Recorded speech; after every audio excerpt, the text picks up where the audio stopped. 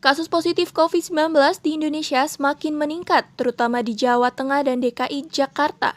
Terdapat penambahan sebanyak 6.276 kasus positif COVID-19 di Indonesia.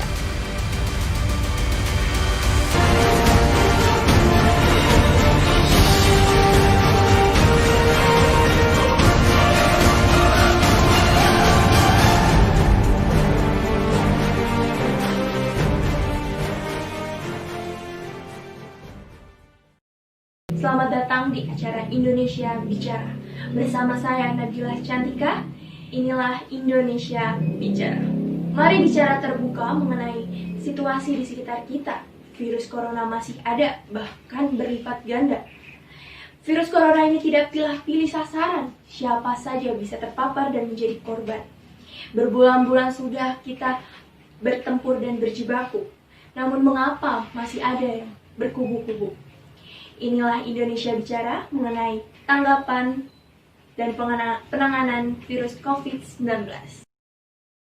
Tugas kepala daerah adalah melindungi keselamatan warganya dan juga sudah saya sampaikan, keselamatan rakyat adalah hukum tertinggi.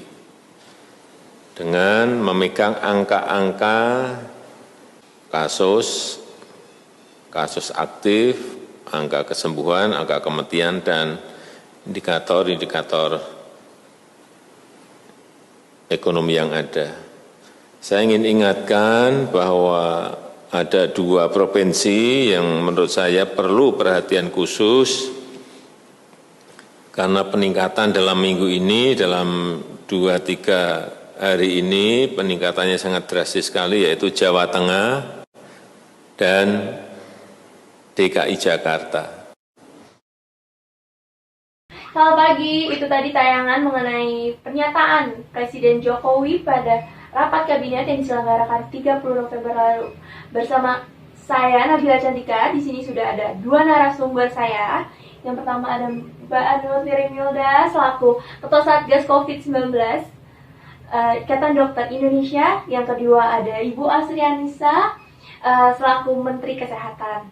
Oke, gimana nih Mbak kabarnya berdua? Alhamdulillah baik, Mbak Nabila. Alhamdulillah baik. Sehat kan? Sehat. Alhamdulillah sehat. Aku mau nanya nih Mbak sama Mbak Nur ya. Bagaimana sih tanggapan Mbak sebagai Ketua Satgas COVID-19 nih mengenai pernyataan yang disampaikan oleh Pak Jokowi? Benar sekali, Jakarta dan Jawa Tengah semakin meningkat. Bahkan di Jakarta rumah sakit semakin penuh dan range positif pun juga rendah. Sedangkan di Jawa Tengah, karena begitu banyak yang masih di rumah sakit, lebih banyak daripada di rumah sakit Jakarta. Seperti itu ya tanggapan Mbak mengenai pernyataan Jokowi. Selanjutnya aku mau nanya nih Mbak, saya mau nanya tanggapan Anda mengenai soal melempar tanggung jawab antara pemerintah pusat dan pemerintah daerah itu bagaimana sih? Kalau menurut saya soal melempar tanggung jawab tersebut tidak tepat sih, karena kita bekerja sama demi untuk menolong rakyat.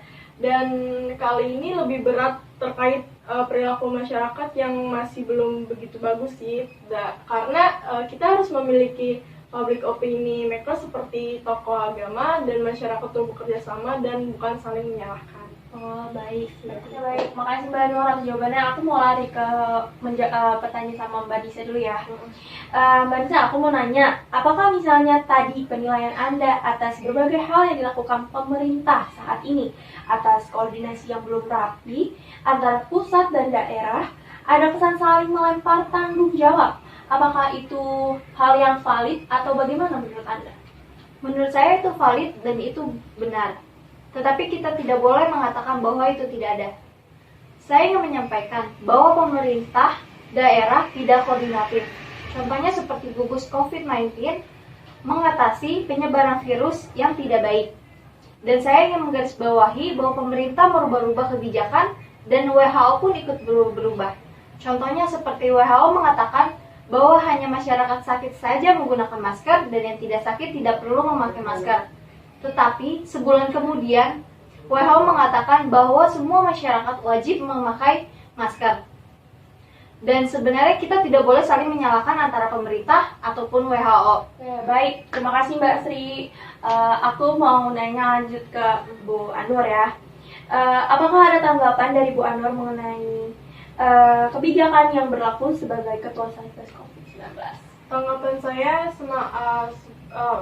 sekarang ini kita hidup di banyak sekali bukti-bukti ilmiah. Jadi semua kebijakan harus based on evidence. Untuk masker pada awalnya digunakan oleh tenaga kesehatan, tidak untuk masyarakat. Namun ketika ada bukti-bukti yang semakin kuat, maka dirubah buktinya jadi semuanya harus memakai masker.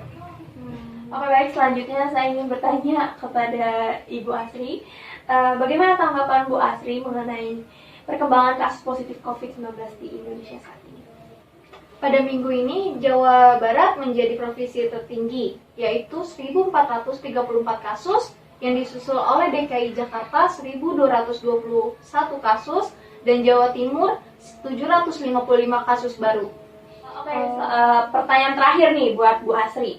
Saya mau nanya, kan ada kebijakan-kebijakan kontradiktif nih Bu Asri, seperti libur yang dikurangi, mengajak orang berwisata, memancing kerumunan. Apakah kebijakan-kebijakan kontradiktif ini menyulitkan?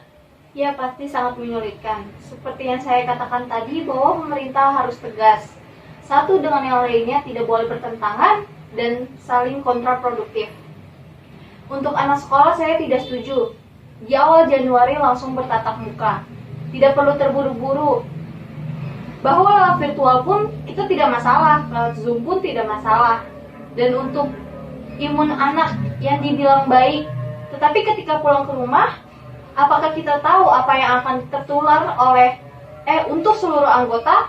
Dan di sini pun pemerintah harus tegas dengan regulasi. Oke, baik. Ya pemirsa, itu tadi tanggapan dan penanganan tentang virus COVID-19 bersama Ibu Anur Trinilda selaku Ketua Satgas COVID-19 Ikatan Dokter Indonesia dan Ibu Asri Anissa selaku Menteri Kesehatan. Terima kasih banyak Bu Anur dan Bu Anissa. Sama-sama. Sudah 9 bulan kita melawan virus COVID-19. Masih banyak aspek yang lewat tak terurus. Wabah ini memang ujian negara. Penting memastikan konsistensi di setiap lini kebijakan. Percuma jika hanya membuat kebijakan tapi tidak diterapkan. Jangan heran jika masyarakat menganggap enteng persoalan. Padahal disiplin individu adalah kunci utama pengendalian pandemi. Mari kita bersatu melawan virus COVID-19. Bersama saya Nabila Cantika, pamit undur diri dari hadapan Anda. Sampai bertemu di Indonesia Bicara selanjutnya.